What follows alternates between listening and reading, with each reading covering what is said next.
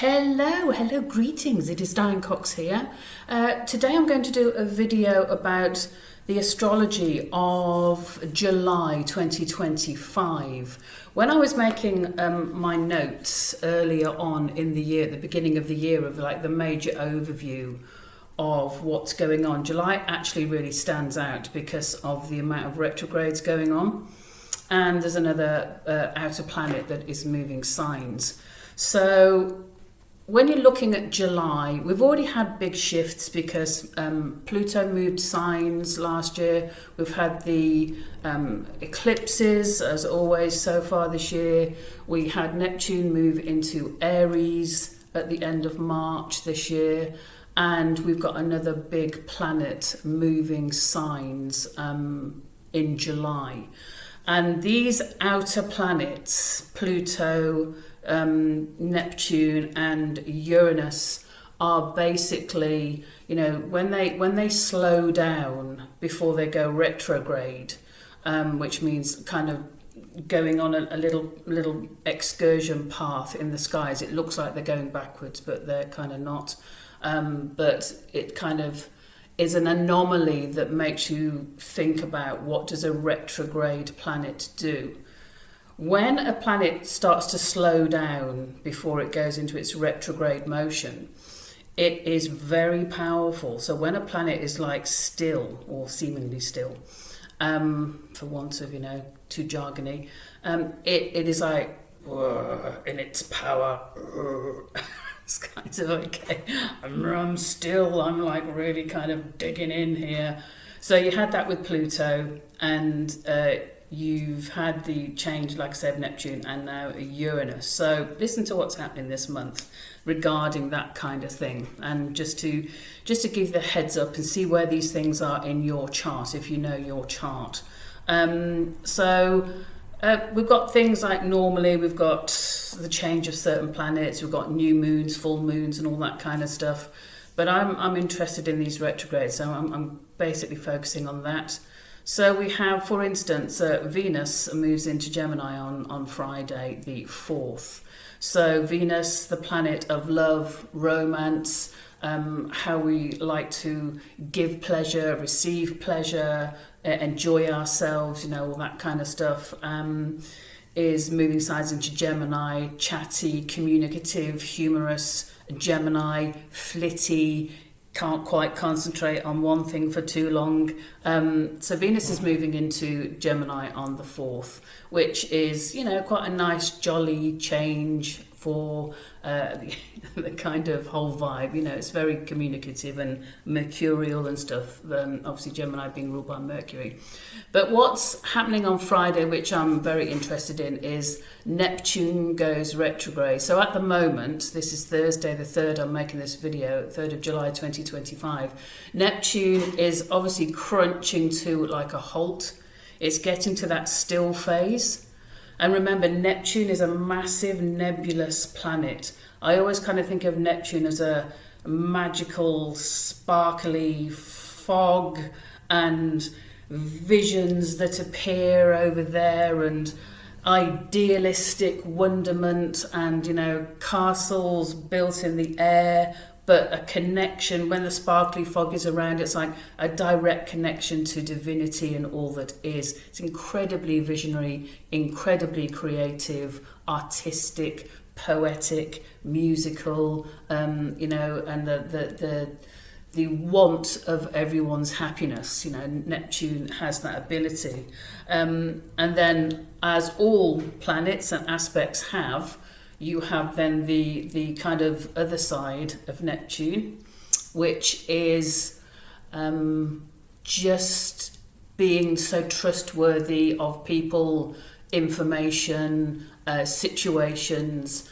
Then you have reality meets the fantasy of Neptune. Reality comes in, and often, because the Neptunian mind and soul is so open and loving and caring and sweet and lovely, and then they meet reality, and it can be very disappointing, and it can be very, people get very disillusioned when reality meets the utopian dream, the visionary, the artistry, the kind of, hope for the new world and all that kind of stuff. Neptune can, when it's disappointed and delusional, which it can be, it can basically... Rufus always decides to sing when I make a video, and he's now started. So he might come in any minute and join us. So Neptune can be, there's a delusion, there's a belief in the fantasy which has no basis or grounding. So Neptune can go off on this delusional kind of adventure and get disappointed, it's kind of, because you've got the illumination of Neptune on one hand and then the delusion on the other hand.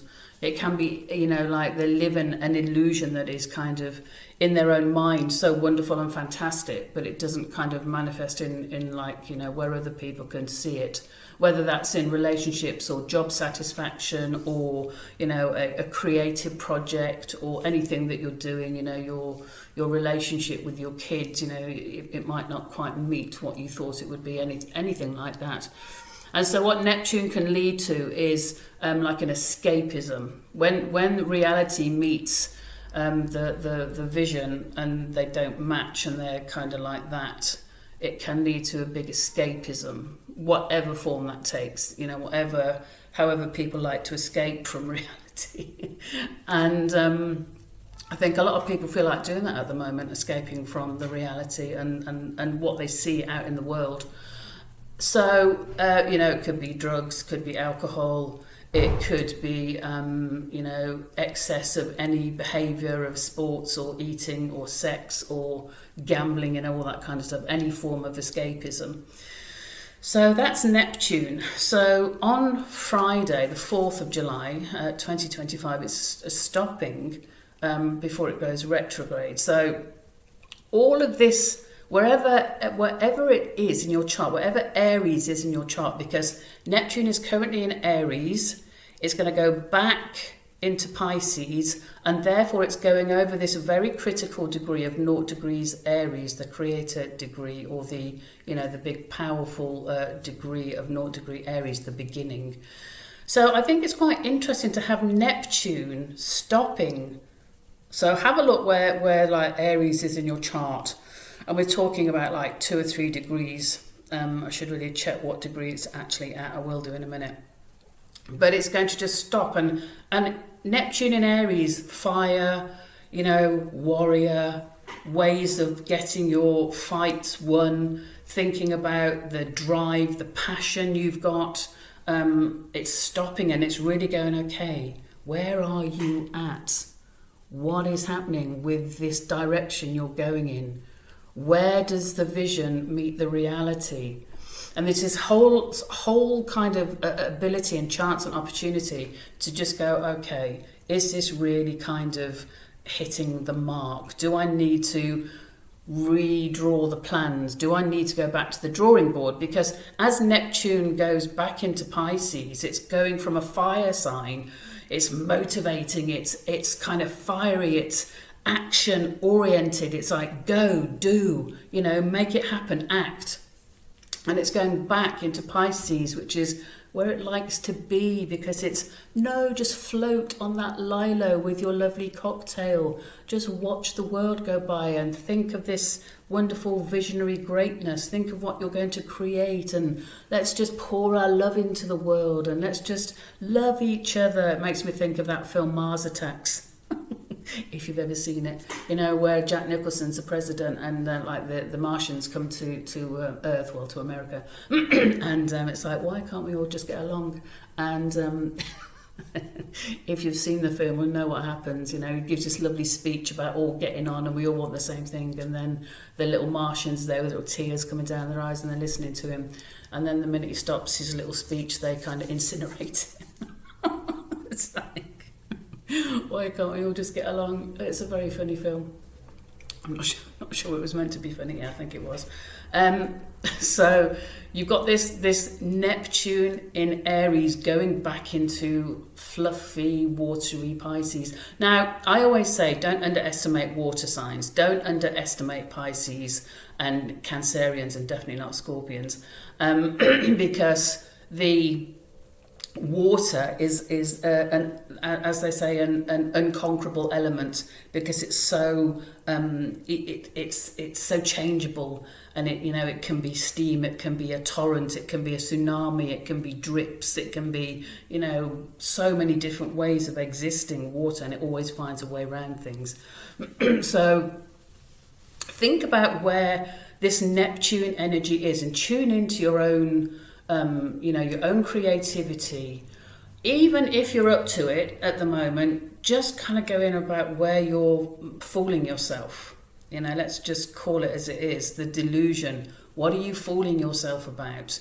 What's leading you down the garden path? What is it that isn't actually quite as you thought it would be? What needs to change? And it doesn't mean you have to give up something. It's like it's going from fire and it's going back into Pisces, and then it's going to come back into fire. So I think it's a lovely opportunity to go, oh, I had this idea and I wanted to do this and I wanted to love the whole world, and then it came into Aries and it was like, excuse my French, you bastards, how dare you, you bastards. And it's like, it's a completely different, it comes out of the dream world of Pisces and into the focus warrior of Aries. And it's just about to go back into that dream world, and then it's going to come full force right back into Aries. So Friday, the 4th of July, 2025, Neptune is going retrograde, okay? And so that's the first retrograde of the month. Then on the 7th, Monday the 7th, Uranus moves into Gemini. So this is a big planet, outer planet. It's kind of been making its way through Taurus for 7 years. And now here it is into a Gemini. And it's actually a big deal, because Uranus is, I think I've mentioned this a few times because it was such a great thing astrologically. When Uranus went through my first house, and I was thinking, ooh, what's going to happen? Because it's all about me and my identity, and what's going to happen when Uranus comes through my first house.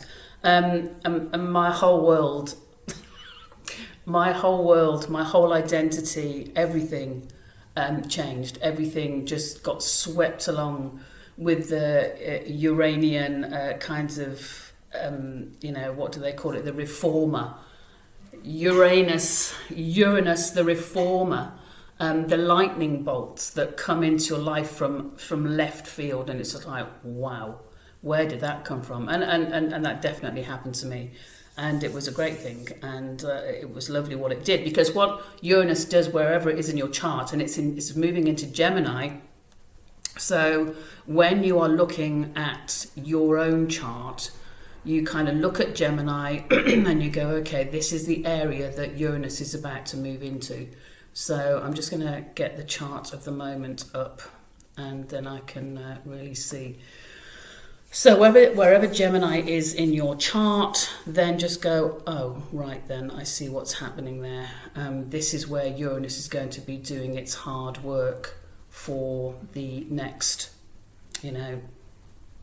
good few years, 7 years to be precise. So Uranus, what is Uranus? Uranus is mad professor in the lab, genius, innovation, futuristic, tech breakthroughs, medical breakthroughs, anything to do with kind of totally new stuff, totally out the blue. Again, left field, lightning bolts, illumination, like downloads of information. And because it's like a download of information in Gemini, Gemini is mind. It's kind of how we think. It's how we use our hands. It's kind of how we process, and it's like conceptual. And it's a fantastic coming together of this mercurial energy and this like kind of unknown, because Uranus is the unknown. It just brings this change. It brings this kind of, like I say, the kind of bolts hit your life, and it's like, wow, what was happening there? And there's no way to, because I thought, well, I've thought this quite a few times about astrology. I thought, I'm going to override this. I'm just going to not kind of, give in to it. But it's just ridiculous and hilarious, because you just don't, because something happens, and maybe it's something you really want to happen. You've been waiting for an impetus to do something, and you haven't been able to find it, and then suddenly Uranus comes along, and it's like, oh, here we are. Here's the impetus. Boom.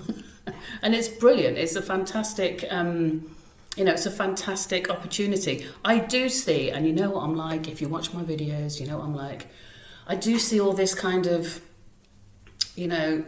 breakthroughs, technical breakthroughs with military weaponry.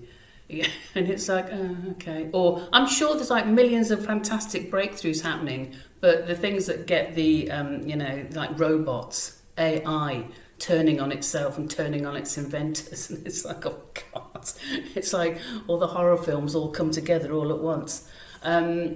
But obviously there are going to be brilliant breakthroughs, and there's going to be an understanding. I saw something the other day about an illness. I can't remember what the illness is now. And it was like, wow, this fantastic research has been done, and they found this brilliant element that really helps this disease, this like kind of degenerative disease. And when I looked through the article, it was copper, as in, copper you can get from cashew nuts.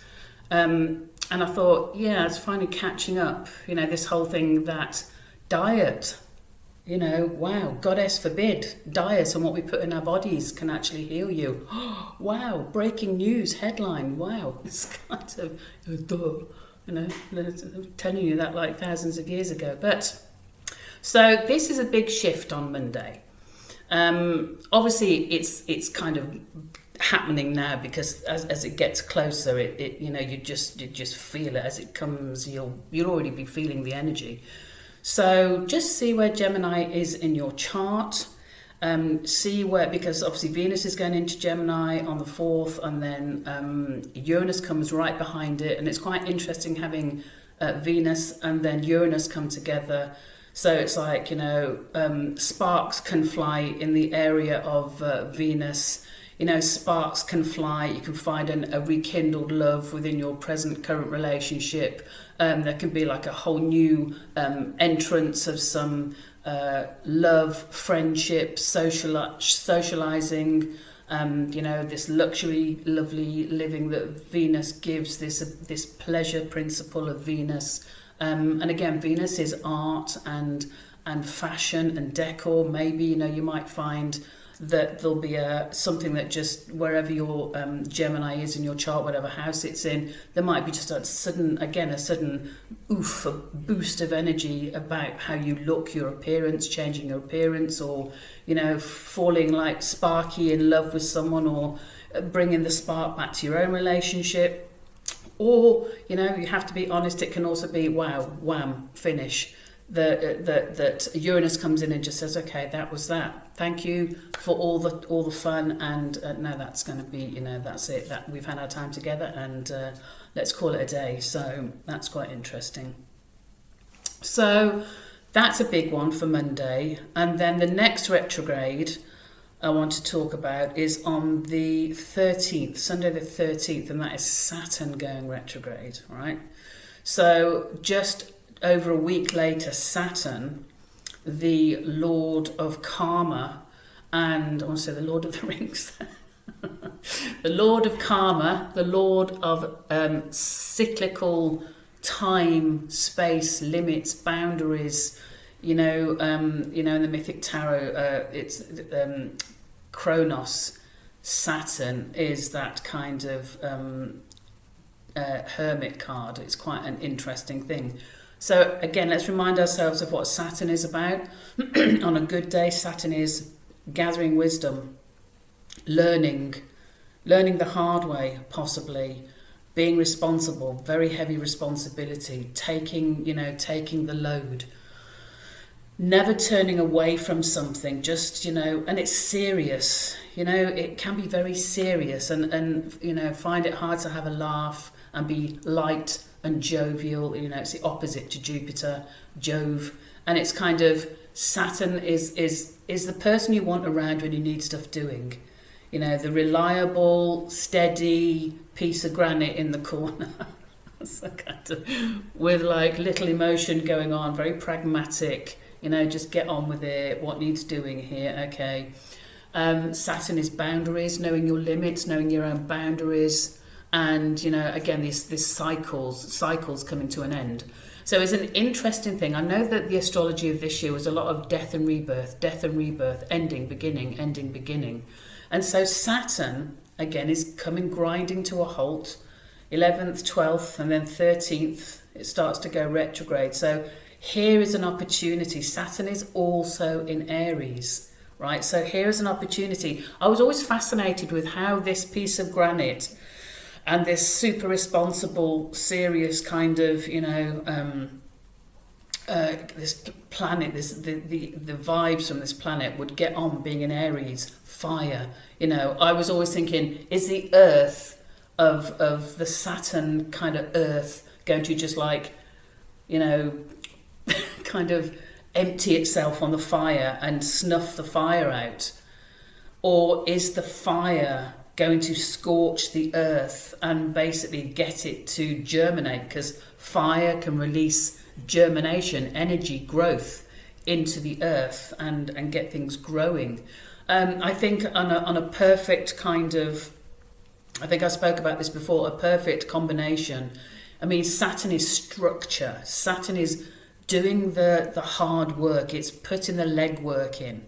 Saturn is basically, come on, let's get your tax done. Let's go down and fill these forms in. Let's go and do this. Let's get online and do the other. And let's get all our files and all our kind of stuff in order. All our bills, all our household, whatever. A file for everything. A file for your gas and your electricity and, your rates and the this, that and the other. So you know exactly what you've paid and whatever.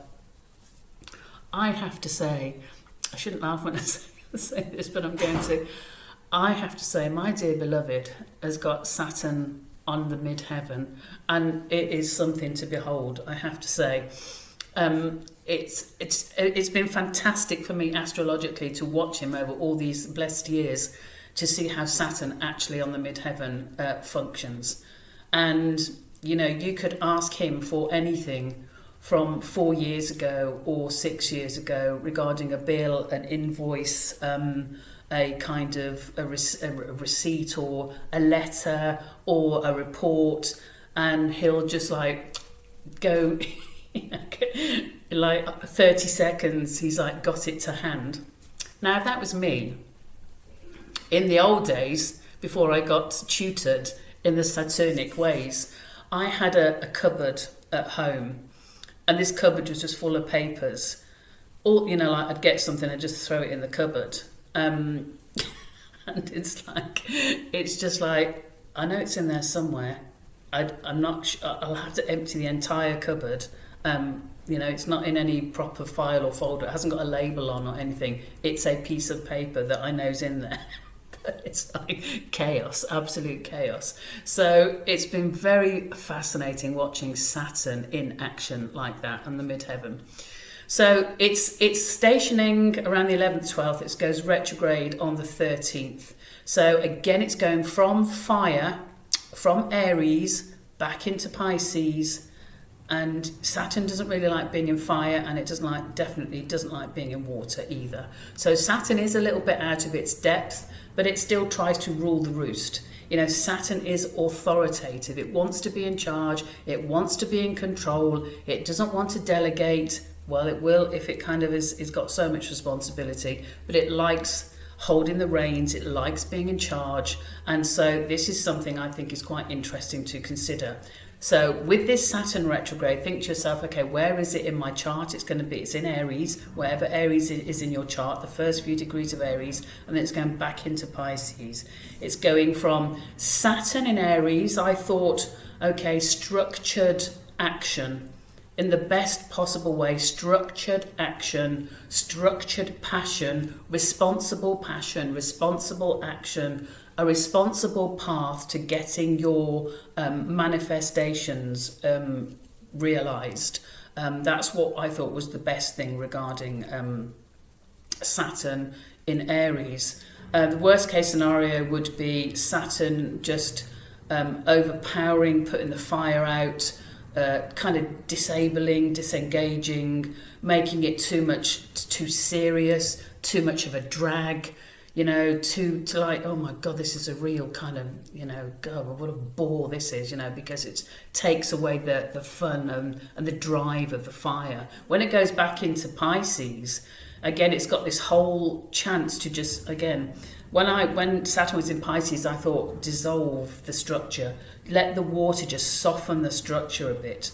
So as it goes back, retrogrades are all about going back, looking over things again, just going, okay, with Saturn, you go, okay, what did I have in structure, or what isn't structured, what is just floundering and needing to be brought into some kind of order, because that's what Saturn is really good at.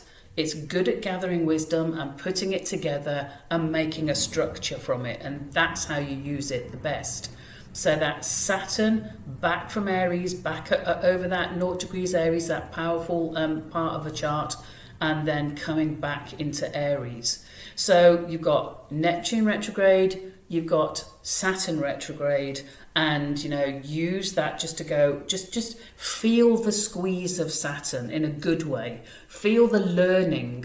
That's the best thing I've learned about Saturn over the years. It's like it's giving you lessons. It's constantly teaching. Saturn is the strict teacher, the disciplinarian, the strict parent, or the coach. Someone who's like saying, come on, you can do this, you can do this. You just got to do another rep, you've got to do another lap, you've got to run again, you've got to lift some more weights. It's that energy that really wants you to do well, but you've got to just keep working at it. There's no shortcuts, that kind of thing. And on Monday the 14th, what's really interesting is as Neptune comes back, Saturn is also coming back, and they cross. They literally are conjoined less than a degree. They are like right on each other. And that is a big kind of deal, especially when you've got Uranus in the Gemini. You've already got that massive shift. And then you've got these Neptune and you've got Saturn literally just kind of coming together, holding hands, hugging, or wherever it is in your chart, this Aries, first few degrees Aries. Let me just have a look at where that is. How many degrees of Aries has Saturn got to? Oh, it's only 1 degree, and Neptune is at 2 degrees. So they're like right on each other. They really are right on each other, which is really quite something. And so you have to think of yourself, when these two planets that are have been stationed, as in still, and now they're going backwards and they're going over stuff. It's, have I done this right? Did I plan this right? Is this going the way I want it to go? Have I messed this up? Have I made a mistake here?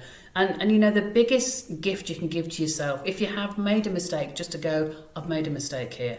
Okay, all these planets are coming retrograde. It's given me an opportunity to slow down, to go over my books, to go over my plans, to go over my, fitness plan, to go over my diet, to go over my friendships, to go over my marriage, to go over my kids, and to go over my work and go, right, what is happening here? And you can think, like, obviously you've got Neptune, the visionary, Saturn, the, I was going to say misery there. Well, they can be miseries, they can. They can be a little bit too serious, so they're in good at times. So you got them coming right together. Again, for me, the best thing about that is giving structure to dreams, giving structure to your vision, giving structure to your creativity. Okay. On the worst case scenario, it's like, because it's authoritative and wants always to be in charge, Saturn, it's like crushing the dream. It can be just, again, making it too unpleasant, too serious, too much. It's an interesting sound. Whatever's that? Anyway, I thought it was thunder, but it wasn't. So you've got this Saturn and Neptune, because Neptune is like, can be away with the fairies. It can just be so delusion, so in the delusion, the illusion, the fantasy. And Saturn's trying to grab back to say, anchor them down and bring them back. And again, Saturn will be saying to Neptune, boundaries. And we need limits, we need boundaries. You need to stake out what you're doing here. And Neptune is going, no, let me just float and be expansive, and let me envelope everyone with my love, or let me envelope everyone with my drug addiction. Let me envelope everyone with my kind of alcoholism. That's the extremes. Obviously, I'm being amusing. Obviously, it's not amusing to be enveloped by a drug addiction, but that's the the polarity that is possible. And you take that to a world stage. I mean, we can see in the world at the moment, there's this strange authoritative thing with Saturn in the world. And you can see the Neptune, you can see the confusion. Neptune, it's confusion. It's like, what's going on? I don't know what's going on. That fog comes down and it's like, what is going on? I'm confused. Let me escape from all this. And Saturn's going, no, you're not escaping from this. We're going to keep you here. We're going to make a prison for you. We're going to put limits around you, and we're going to try and tie you in.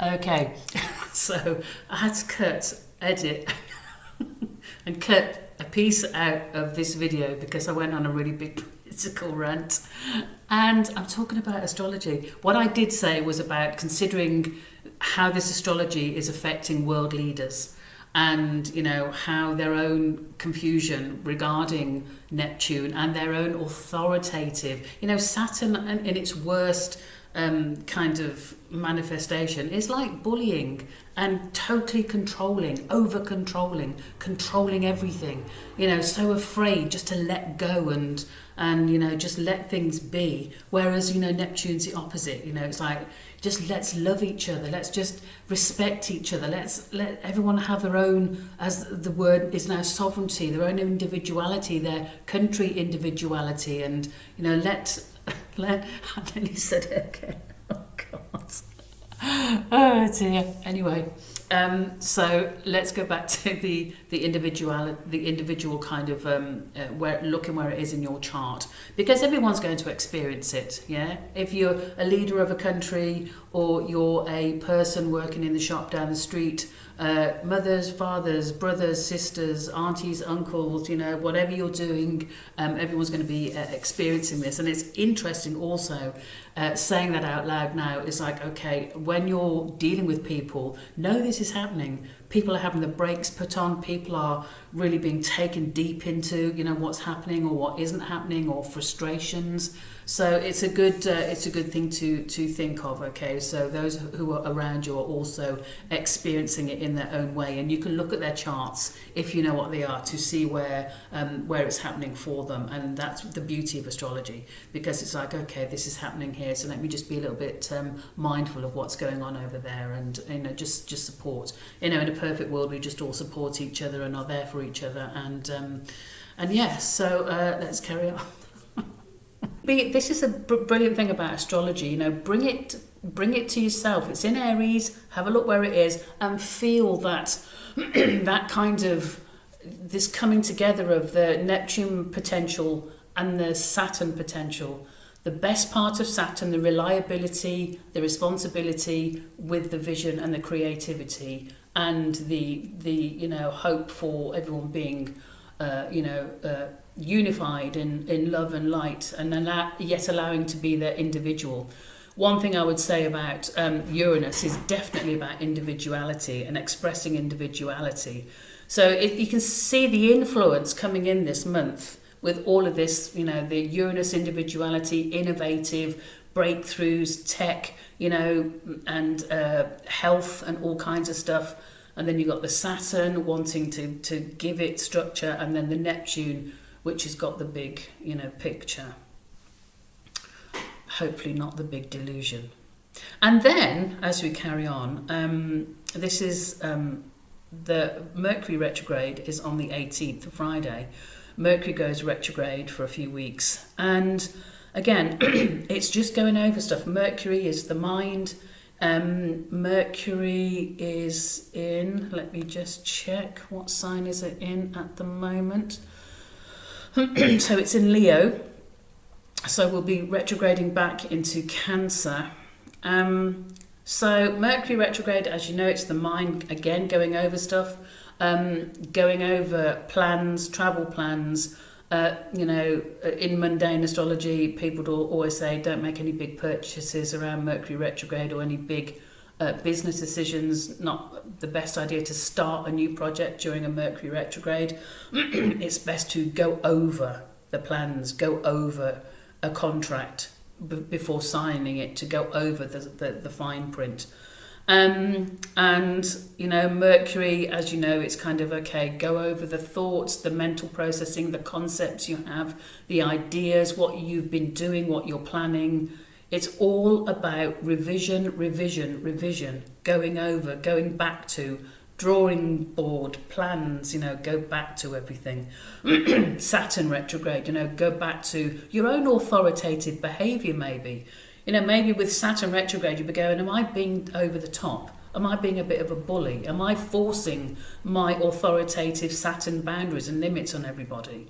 Or it can be, okay, is this thing come to an end now? This cycle come to an end? Or am I going to kind of actually get myself organised for once and get my home and my filing cabinet all sorted, get my kitchen sorted, or declutter my clothes and get some order in my closet, that kind of stuff.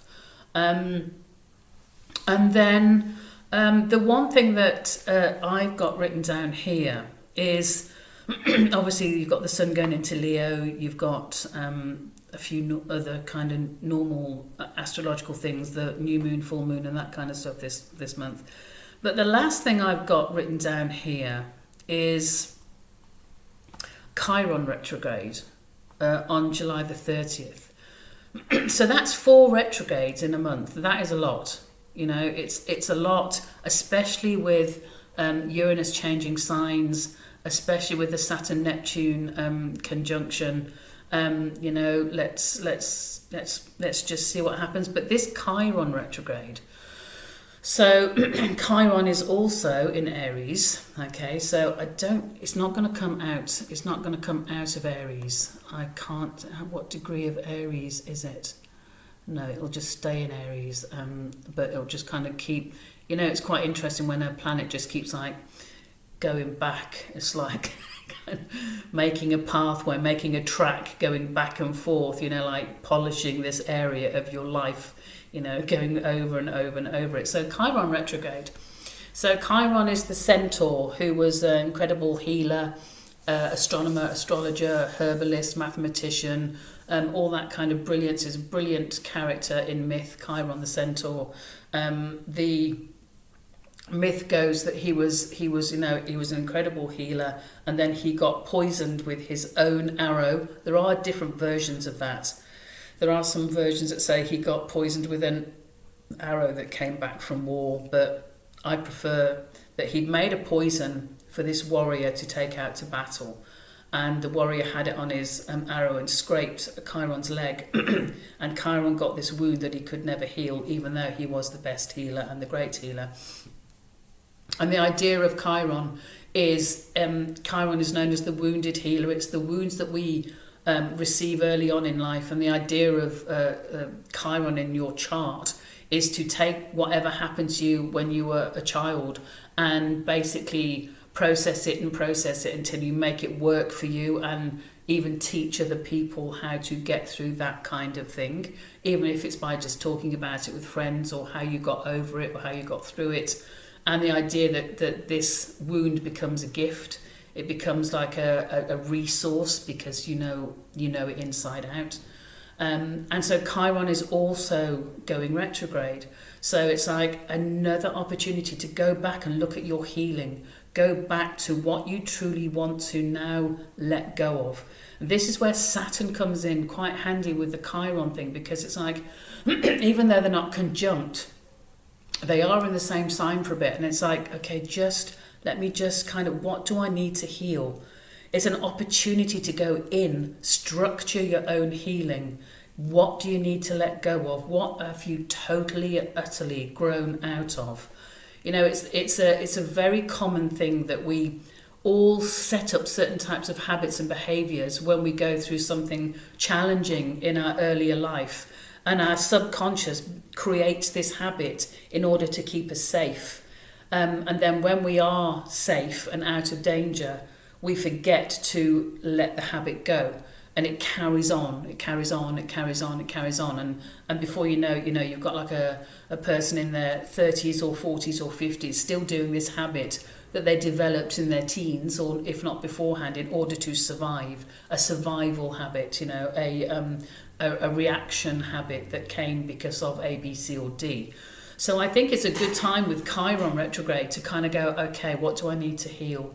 What have I really got to face up to now? That's what I would think. Because also with the Aries, it is bravery, and they are in Aries, you know, for you know, the first few, you know, days, then weeks, back into Pisces, back into some kind of deep healing stuff, then back into Aries, where you have the strength to face it. You know, you have not only the strength, but the willpower and the desire to face what needs to change within you.